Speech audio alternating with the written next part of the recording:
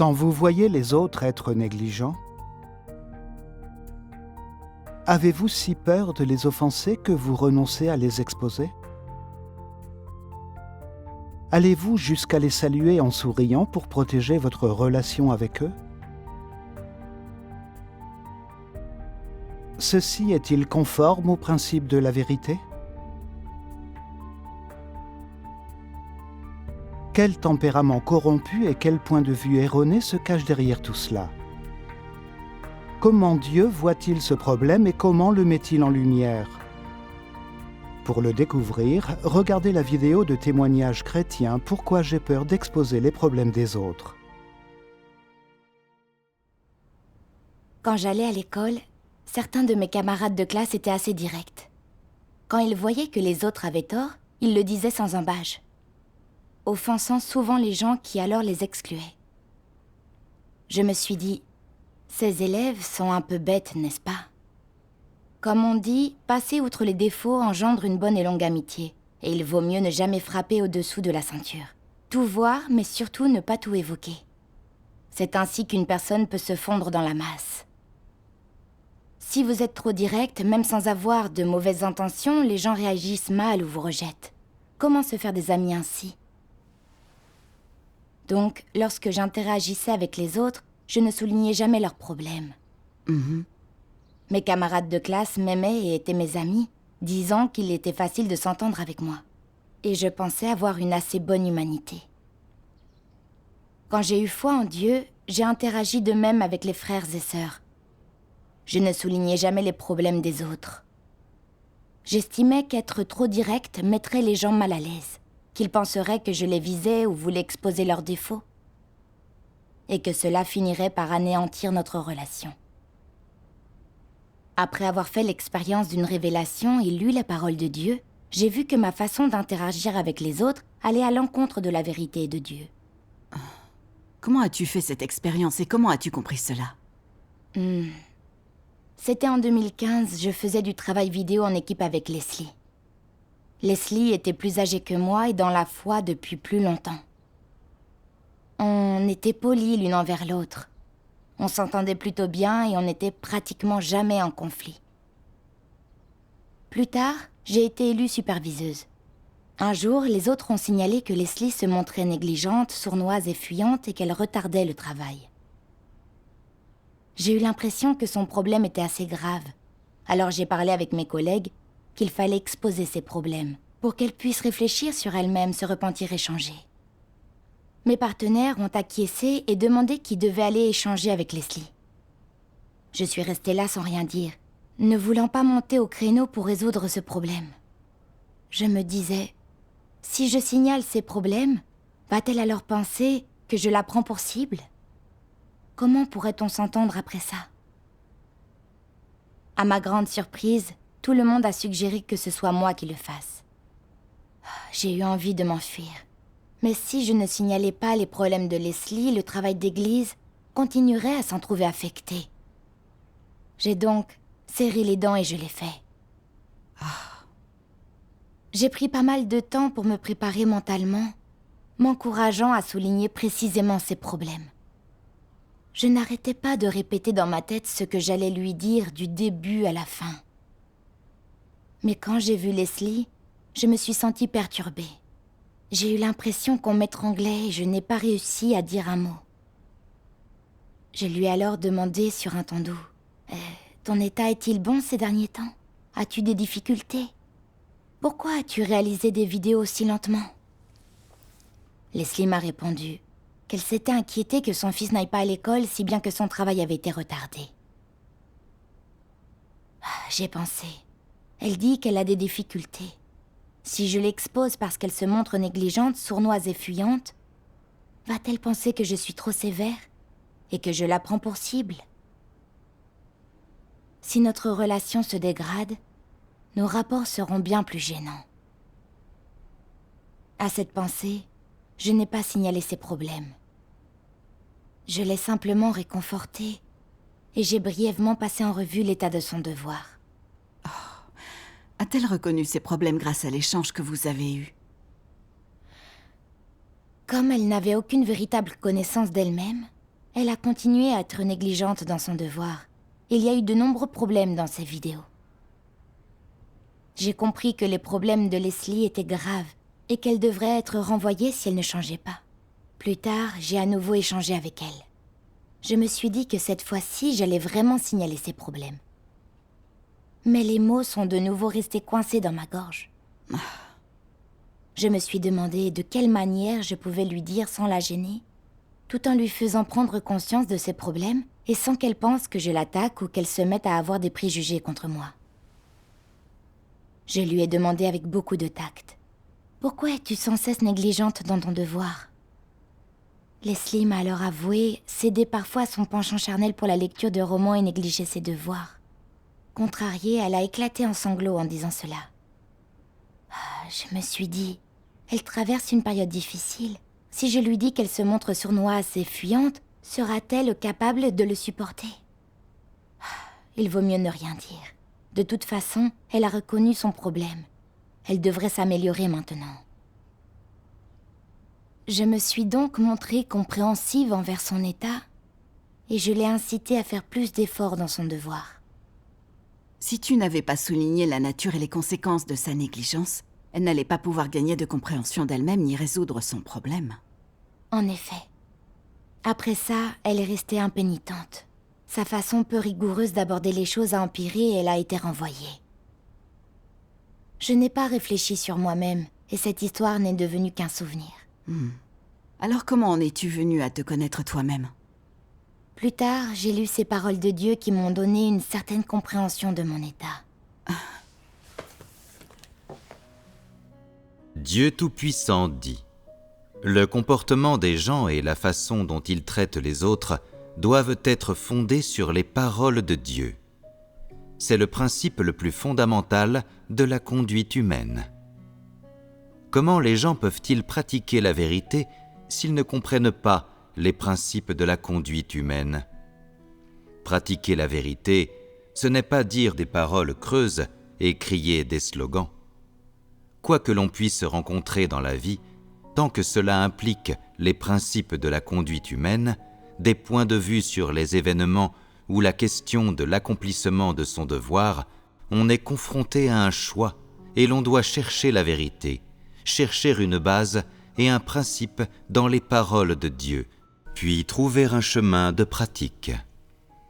Ceux qui peuvent pratiquer de cette façon sont des gens qui poursuivent la vérité. Être capable de pratiquer la vérité de cette manière, quelles que soient les difficultés que l'on rencontre, c'est suivre le chemin de Pierre, le chemin de la poursuite de la vérité.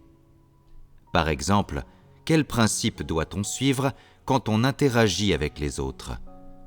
Peut-être que ton point de vue original est que l'harmonie est un trésor et que la patience est brillante, que tu dois préserver la paix, éviter de faire perdre la face aux autres et n'offenser personne, établissant ainsi de bonnes relations avec les autres. Limité par ce point de vue, tu garderas le silence lorsque tu verras d'autres personnes commettre des méfaits ou violer des principes. Plutôt que d'offenser qui que ce soit, tu préféreras que le travail de l'Église subisse des pertes. Tu chercheras à maintenir l'harmonie avec les gens, quels qu'ils soient.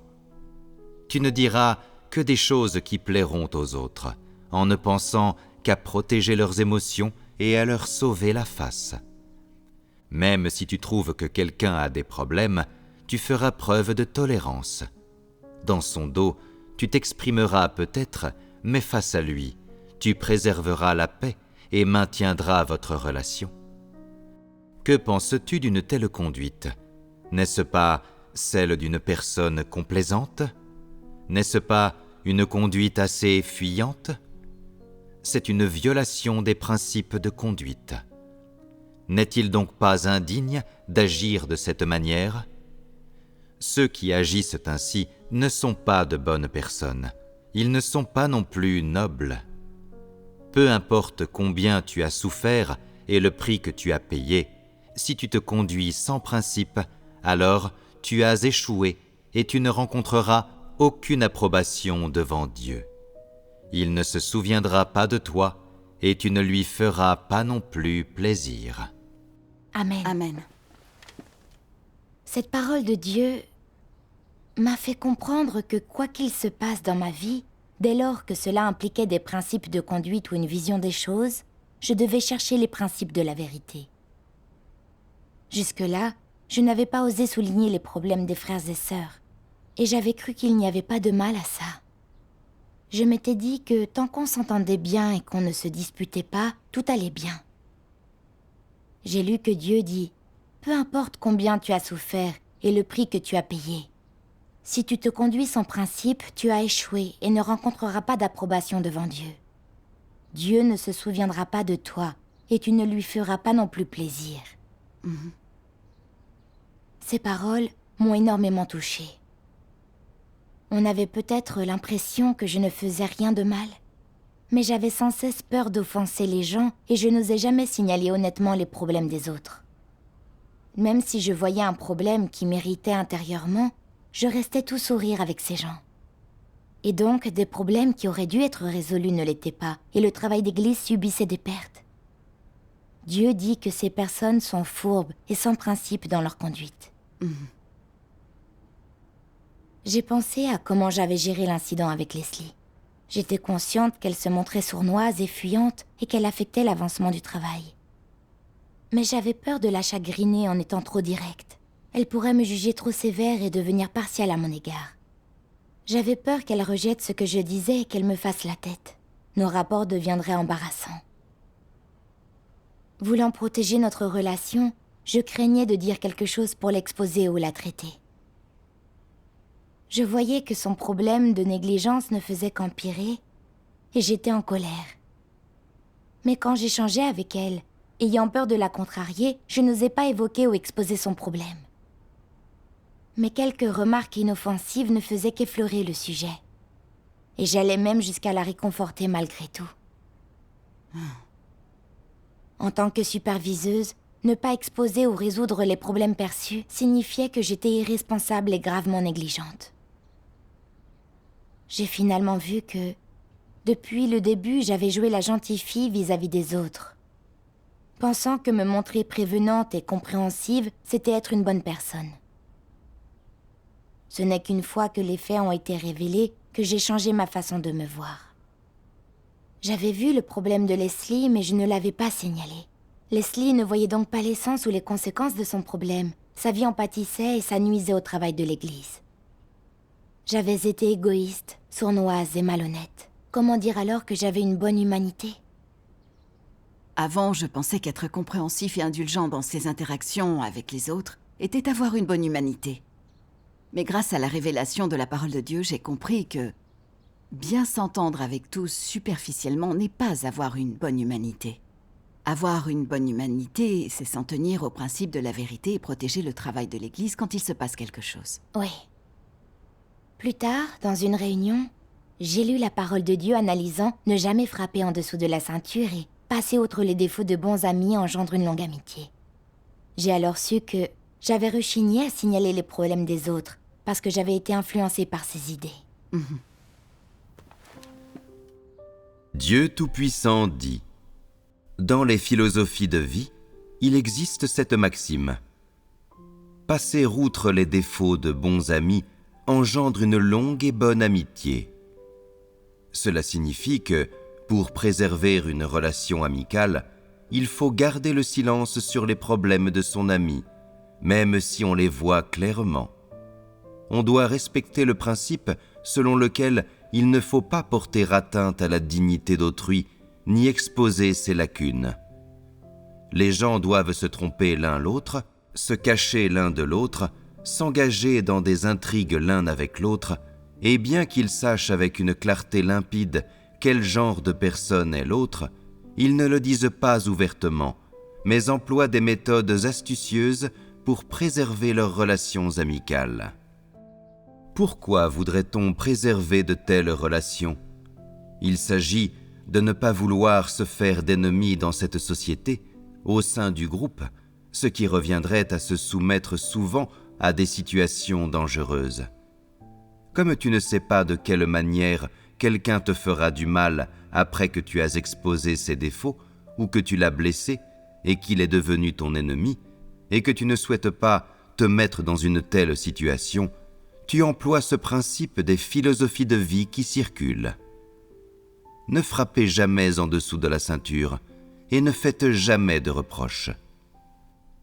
À la lumière de cela, si deux personnes sont dans une telle relation, comptent-elles comme de vrais amis ? Ce ne sont pas de vrais amis, et elles sont encore moins le confident l'un de l'autre. Alors, quel genre de relation est-ce exactement ? N'est-ce pas une relation sociale élémentaire ? Dans de telles relations sociales, les gens ne peuvent pas montrer leurs sentiments, ni avoir des échanges profonds, ni dire ce qu'ils aiment, ni dire à haute voix ce qu'ils ont sur le cœur, ou les problèmes qu'ils voient chez l'autre, ou des paroles qui profiteraient à l'autre. Au lieu de cela, ils choisissent des mots qui sonnent bien pour ne pas blesser l'autre.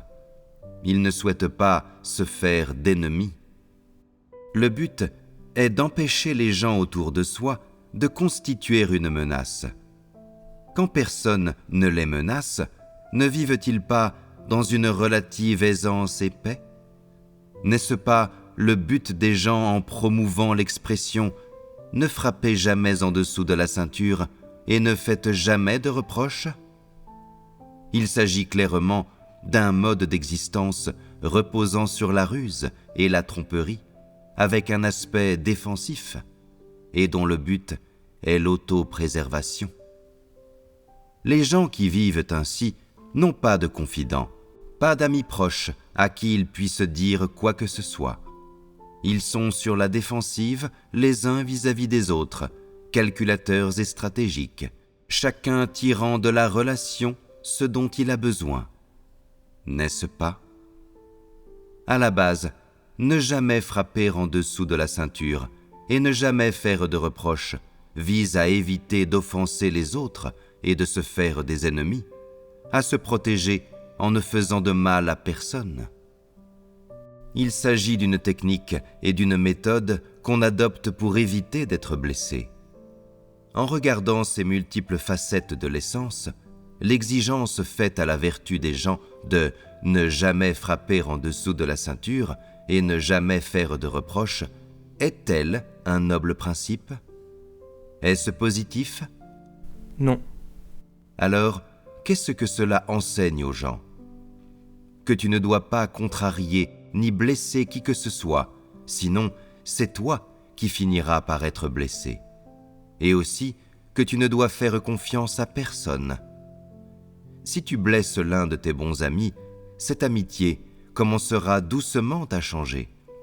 Ton bon ami, ton ami proche, deviendra un étranger qui passe dans la rue, ou ton ennemi.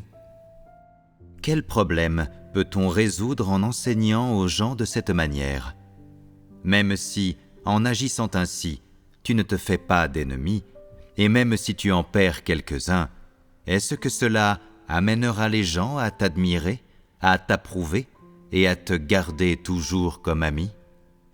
Est-ce que cela respecte pleinement la norme de vertu ? Ce n'est qu'une philosophie de vie, tout au plus. Amen. Amen. Cette parole de Dieu révèle la vérité à notre sujet. En effet, lorsque Dieu disséquait l'impact d'idées telles que ne jamais frapper en dessous de la ceinture et passer outre les défauts de bons amis engendre une longue amitié, j'ai eu l'impression qu'il était juste devant moi et qu'il m'exposait. Vivant selon ses philosophies de conduite, mes mots et mes actes ne servaient qu'à me protéger. Peu importe avec qui je me trouvais, je m'en tenais toujours au principe de ne pas contrarier ou offenser qui que ce soit. Tout comme lorsque j'étais à l'école, je voyais les gens directs se faire ostraciser. Je me disais donc que pour s'entendre avec les autres, il ne fallait pas dire ce que l'on pensait vraiment. Et qu'il ne fallait jamais évoquer les problèmes d'une personne ou encore l'offenser. De cette façon, les gens vous admirent et vous pouvez vous intégrer facilement. Même après avoir commencé à croire en Dieu, j'avais encore suivi cette méthode de conduite avec les autres. pour éviter de déplaire ou de heurter les sentiments d'autrui, chaque fois que des gens devaient être exposés et risquaient d'être offensés, je m'effaçais. Ou bien j'en parlais à une partenaire pour qu'elle s'en charge.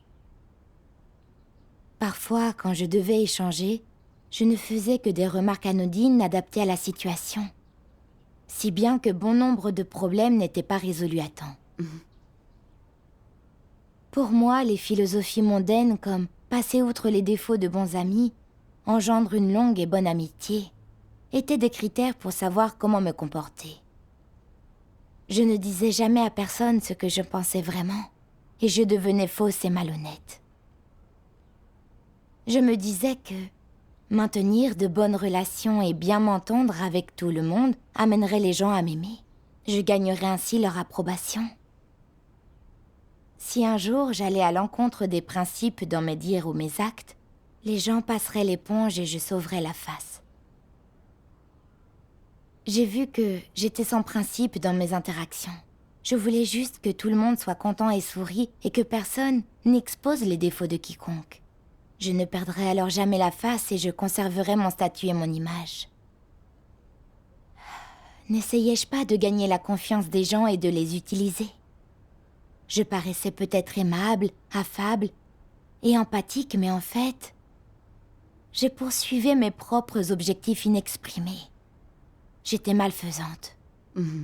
Sans cet échange, j'ignorerais encore que vivre selon ces philosophies de conduite cache des intentions aussi malfaisantes. C'est difficile à discerner. Oui. J'ai repensé au cas de Leslie. Il était clair à mes yeux qu'elle était sournoise et fuyante. Mais pour éviter de la contrarier, je n'avais pas exposé ses problèmes, ce qui avait nui au travail. Non seulement je lui avais porté préjudice, mais j'avais aussi retardé le travail d'église. Dieu a toujours échangé qu'on doit considérer les gens et les choses, se comporter et agir selon ses paroles avec la vérité pour critère. Mais dans la vie de tous les jours, j'agissais selon des philosophies sataniques. J'étais sans cesse contrainte, en parole comme en acte, incapable d'échanger ou d'aider les autres normalement et d'assumer les responsabilités d'une dirigeante. Oui. Je ne me demandais pas comment parler aux autres de manière édifiante, ni même comment protéger le travail de l'Église. Je regardais le travail de l'Église être mis à mal et je jouais la gentille fille malgré mes sentiments. Je sacrifiais les intérêts de l'Église au profit de mes propres intérêts. J'étais fausse et je manquais d'humanité. Si je continuais comme ça, je serais détestée par Dieu et méprisée et rejetée par les autres. Alors j'ai prié Dieu. Oh mon Dieu, je vois le travail de l'Église être mis à mal, mais je joue la gentille fille. Je ne protège pas les intérêts de l'Église, ça doit te dégoûter. Oh Dieu, je veux me repentir. S'il te plaît, aide-moi à résoudre mon problème et à devenir une personne qui protège le travail de l'Église. Ensuite, j'ai lu d'autres paroles de Dieu. Dieu Tout-Puissant dit : quand quelque chose survient, tu vis selon une philosophie de vie et tu ne pratiques pas la vérité. Tu as toujours peur d'offenser les autres, mais Dieu, tu ne crains pas de l'offenser et tu sacrifieras même les intérêts de la maison de Dieu pour protéger tes relations interpersonnelles. Quelles sont les conséquences lorsqu'on agit ainsi ? Tu auras bien protégé tes relations interpersonnelles, mais tu auras offensé Dieu et il te détestera, te rejettera et sera en colère contre toi. Qu'est-ce qui est préférable dans l'ensemble ? Si tu ne peux pas le dire, alors tu es complètement confus. Cela prouve que tu n'as pas la moindre compréhension de la vérité. Si tu continues ainsi, sans jamais t'en rendre compte, le danger est vraiment grand et à la fin, tu seras incapable de parvenir à la vérité. C'est toi qui auras subi une perte. Si tu ne cherches pas la vérité dans cette histoire et que tu échoues, seras-tu capable de chercher la vérité à l'avenir ? Si tu ne le peux toujours pas, ce n'est plus de subir une perte qu'il sera question. tu seras finalement chassé. Si tu as les motivations et le point de vue d'une personne gentille, alors, dans tous les domaines, tu seras incapable de pratiquer la vérité et de respecter les principes, et tu échoueras et tomberas toujours. Si tu ne t'éveilles pas et ne cherches jamais la vérité, alors tu es un non-croyant et tu n'obtiendras jamais la vérité et la vie. Que devrais-tu faire alors dans ces situations? Lorsqu'elles surviennent, tu dois invoquer Dieu dans la prière, implorer le salut et demander à Dieu qu'il te donne plus de foi et de force pour te permettre de vivre selon des principes, de faire ce que tu dois faire, de gérer les choses conformément aux principes, de tenir ferme, de protéger les intérêts de la maison de Dieu et d'empêcher tout mal de survenir dans le travail de la maison de Dieu. Si tu es capable de renoncer à tes intérêts personnels, à ta réputation et au point de vue d'une personne gentille, et si tu fais ce que tu dois faire avec un cœur honnête et sans partage, alors tu auras vaincu Satan et gagné cet aspect de la vérité. Si tu vis toujours selon la philosophie de Satan, que tu préserves tes relations avec les autres, que tu ne pratiques jamais la vérité et que tu n'oses pas respecter les principes, seras-tu capable de pratiquer la vérité dans d'autres domaines? Tu n'auras aucune foi, aucune force. Si tu n'es jamais capable de rechercher ni d'accepter la vérité, alors une telle foi en Dieu te permettra-t-elle d'obtenir la vérité? Non. Et si tu ne peux pas obtenir la vérité, peux-tu être sauvé? Tu ne le peux pas. Si tu vis toujours selon la philosophie de Satan, totalement dépourvu de la réalité de la vérité, alors tu ne pourras jamais être sauvé. Amen.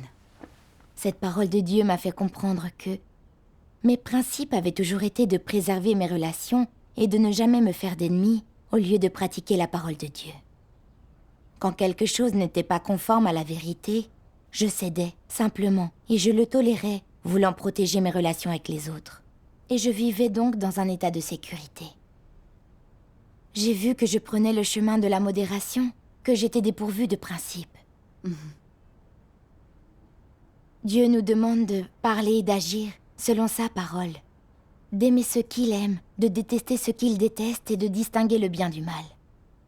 D'être capable de discerner les gens et de traiter les autres selon les principes. Ceci est en accord avec sa volonté. Oui. Pourtant, bien qu'ayant vu Leslie retarder le travail dans son devoir, je ne l'avais ni critiqué ni exposé. Je l'avais réconfortée quand je l'avais vue pleurer, jouant les gentilles filles. J'avais pris le parti de Satan en faisant plaisir à Leslie pour protéger notre relation. J'avais été très stupide. Oui. Avant, je ne pensais pas que ce genre de comportement posait un problème. Mais quand les faits ont été révélés, j'ai vu que vivre selon ces philosophies de conduite n'était pas le bon chemin.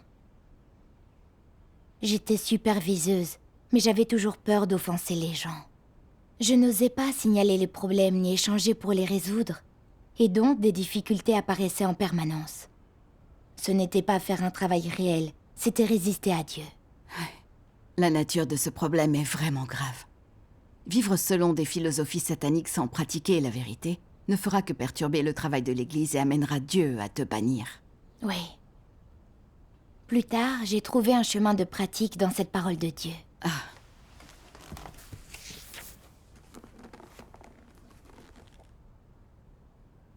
Si tu veux établir une relation normale avec Dieu, ton cœur doit être tourné vers lui. Sur cette base, tu auras alors des relations normales avec les autres toi aussi. Si tu n'as pas une relation normale avec Dieu, quoi que tu fasses pour préserver tes relations avec les autres, quels que soient tes efforts, tout cela ne relèvera que d'une philosophie de vie humaine. Tu protégeras ta position parmi les autres et obtiendras leur louange par le biais de perspectives et de philosophie humaine, au lieu d'établir des relations interpersonnelles normales conformément à la parole de Dieu. Si tu ne te concentres pas sur tes relations avec les autres et que tu maintiens plutôt une relation normale avec Dieu, si tu es prêt à donner ton cœur à Dieu et à apprendre à lui obéir, alors tes relations avec les autres personnes deviendront naturellement normales. Ces relations ne s'appuieront donc pas sur la chair, mais sur la fondation de l'amour de Dieu. Tu n'auras presque aucune interaction charnelle avec les autres, mais sur un plan spirituel, il y aura de l'échange, et un amour mutuel, du réconfort et un approvisionnement entre vous. Tout cela est fait sur la base d'un désir de satisfaire Dieu. Ces relations ne sont pas maintenues grâce à des philosophies de vie humaines. Elles se forment naturellement lorsque l'on porte un fardeau pour Dieu. Aucun effort artificiel de ta part n'est requis, tu pratiques juste selon les paroles de Dieu. Amen. Amen. Cette parole de Dieu m'a fait comprendre qu'on n'entretenait pas des relations humaines normales grâce à des philosophies mondaines. Ces relations s'établissent sur la base de la pratique de sa parole. Face aux événements, on doit pratiquer la vérité, agir selon les principes, protéger le travail d'église et assumer un fardeau pour la vie des autres. C'est la seule façon d'avoir des relations humaines normales. Oui. Je me suis rappelé certains témoignages de frères et sœurs. Quand ils remarquaient les problèmes des autres, ils les signalaient et aidaient ces gens selon la parole de Dieu. Il arrivait parfois que ces gens perdent la face. Mais s'ils poursuivaient la vérité, ils pouvaient se servir de cet échange et de ces critiques pour découvrir leurs défauts, connaître leur tempérament corrompu, corriger leurs états incorrects, faire des progrès dans leur vie et obtenir des meilleurs résultats dans leurs devoirs. C'est être réellement aimant et utile. C'est vrai. Quant à ceux qui ne poursuivent pas la vérité, être critiqués et traités les met à nu. Ils sont dégoûtés par la vérité, et quand ils sont émondés et traités, ils trouvent des excuses et résistent sans rien accepter. Ce ne sont pas de vrais frères et sœurs, ils doivent être rejetés et ostracisés. Comprenant cela, j'ai encore plus eu le sentiment que seule la parole de Dieu était le critère déterminant pour notre conduite. Et notre façon de traiter les autres. C'est correct et c'est conforme aux normes de l'humanité normale. Dieu soit loué. Comprendre les principes de la vérité donne un chemin de pratique. C'est vrai. Plus tard, j'ai découvert qu'une sœur se montrait arrogante et qu'elle n'écoutait pas les suggestions des autres. Elle n'en faisait qu'à sa guise et retardait le travail. Je devais, par l'échange, lui signaler ses problèmes pour qu'elle réfléchisse et se connaisse. Mais j'étais un peu inquiète. Et si jamais elle ne l'acceptait pas? Allait-elle avoir des préjugés contre moi et dire que je l'attaquais? Tu voulais encore protéger ta relation. Je me suis souvenue de mon échec précédent et de ce que j'avais lu dans la parole de Dieu peu de temps avant. Ça a remué quelque chose en moi. Si je ne tenais pas compte du travail de l'Église dans mes efforts pour protéger notre relation, ce serait offenser Dieu. Cette fois, Dieu m'observait pour voir si je m'étais repentie et si j'avais changé. Je ne pouvais pas traiter les gens comme je l'avais fait précédemment. En effet. Je me suis rappelé ces paroles de Dieu. Lorsque ces choses surviennent, tu dois invoquer Dieu dans la prière, implorer le salut et demander à Dieu plus de foi et de force. Ainsi, tu peux vivre selon des principes, faire ce que tu dois faire, agir selon les principes, tenir ferme, protéger les intérêts de la maison de Dieu et préserver son travail du mal. Amen. J'ai senti que Dieu était à mes côtés, qu'il m'encourageait à franchir ce pas. En prière, j'ai demandé à Dieu de me donner foi et force pour que je puisse pratiquer la vérité, privilégier le travail de l'Église, cesser d'avoir peur d'offenser les gens et de protéger mes relations. Ayant prié, je suis allée trouver cette sœur. J'ai exposé son problème en me basant sur son comportement constant, souligné qu'elle n'acceptait pas les suggestions des autres et que c'était être dégoûtée par la vérité et avoir un tempérament satanique. J'ai ajouté que si elle continuait ainsi sans se repentir ni changer, elle serait renvoyée. Après avoir dit ça, je ne me suis pas sentie comme auparavant, quand j'avais peur qu'on me déteste. Je me suis sentie plus détendue et en paix. En y repensant, j'avais toujours vécu selon des philosophies de conduite satanique, craignant d'offenser les gens et que surgissent disputes et conflits. Dans mes interactions, j'avais ménagé l'image des autres et j'avais protégé mes relations. perdant beaucoup d'occasions de pratiquer la vérité. Oui. À présent, quand je dois signaler les problèmes des gens, j'avoue que j'ai encore un peu peur. Mais je ne manque pas de prier Dieu et de rectifier mes points de vue pour pratiquer selon les principes. Cette expérience m'a vraiment permis de corriger mes points de vue erronés. Je remercie Dieu. Dieu soit loué.